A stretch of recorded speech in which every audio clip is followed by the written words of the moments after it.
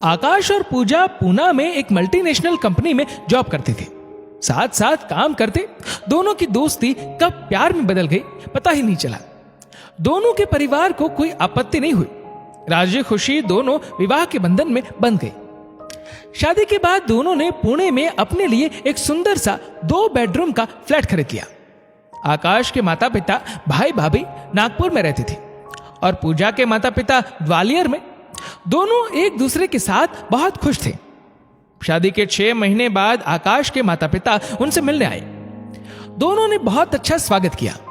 पूजा ने अपने सास ससुर की बहुत अच्छी खातिरदारी की। पूजा ने ऑफिस से हफ्ते भर की छुट्टी ले ली। आकाश भी जल्दी घर आ जाते। ऑफिस से आते आते आकाश कुछ खास खाने का सामान बाजार से लेते आता। रोज कहीं ना कहीं सपरिवार घूमने जाते।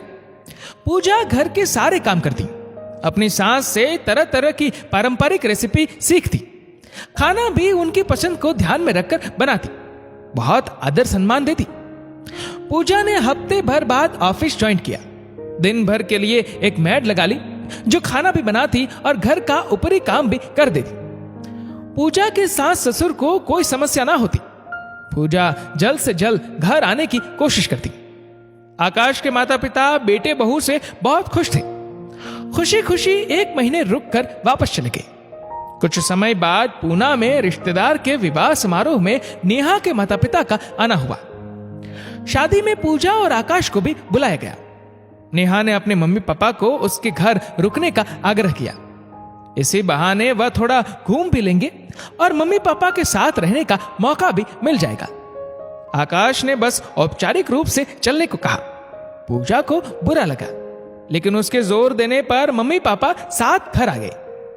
पूजा ने खुशी खुशी अपना घर दिखाया। दूसरे दिन संडे था तो भी आकाश ऑफिस के काम से जल्दी पास के शहर जाना है यह कहकर जल्दी ही घर से निकल गया। ऑफिस का ठंडा उत्साह देखकर पूजा का मन खराब हो गया। दिन में कोई फोन भी नहीं आया। बेटा आकाश जी कब आएंगे? पापा ने पूछा। घड़ी देखी तो रात के 8 बज रहे थे। रात का खाना दामाद के साथ ही खाएंगे। पूजा ने कॉल किया तो आकाश ने कहा मुझे थोड़ा लेट हो जाएगा, तुम लोग खाना खा लो। मम्मी पापा खाना खाकर सोने चले गए। पूजा इंतजार कर रही थी। क्यों लेट हो गए?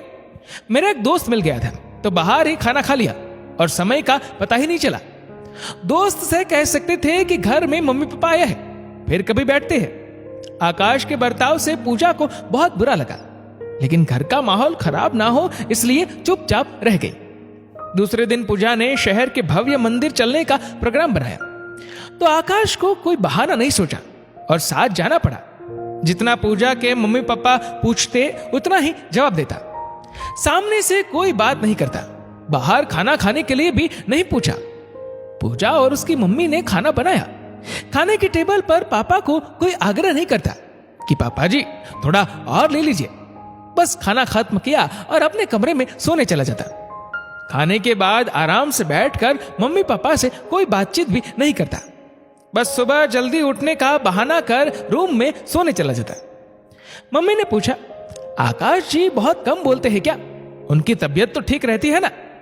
हाँ मम्मी सब ठीक है, बस नई नौकरी है ना तो काम का थोड़ा प्रेशर है। पति के खराब बर्ताव पर पर्दा डाला और मां को बहलाया। जब तक पूजा की मम्मी पापा रहे आकाश का व्यवहार ऐसा ही रहा।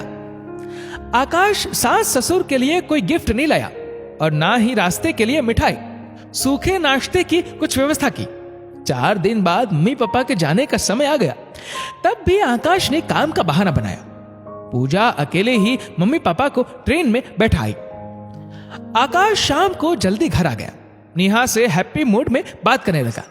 तुमने मेरे मम्मी पापा के साथ ऐसा रूखा व्यवहार क्यों किया? ऐसा क्या किया मैंने? क्या गलत बोला तुम्हारी मम्मी पापा से?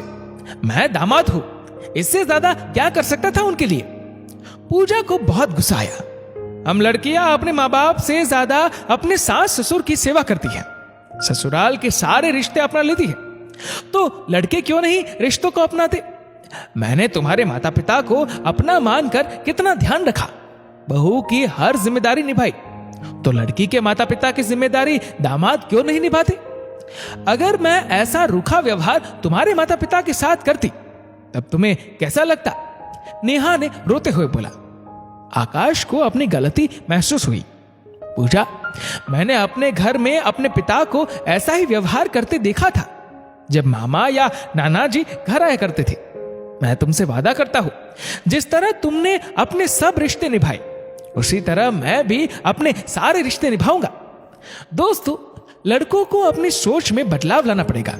इस पर एक लड़की अपने ससुराल वालों का माल इज्जत करती है, अपने सारे फर्ज निभाती है, उसी तरह दामाद को भी अपने सारे फर्ज निभाने होंगे, तभी वह अपनी पत्नी की नजर में सम्मान प्राप्त कर सकेगा। दोस्तों, इस वीडियो को लेकर आपकी क्या राय है, नीचे कमेंट करके जरूर बताएगा। और अगर आपको वीडियो अच्छा लगा हो तो इस वीडियो को लाइक करेगा, शेयर करेगा ज्यादा से ज्यादा लोगों तक, और ऐसे ही और भी इंस्पिरेशनल वीडियोस के लिए हमारा फेसबुक पेज आज ही फॉलो करें। धन्यवाद।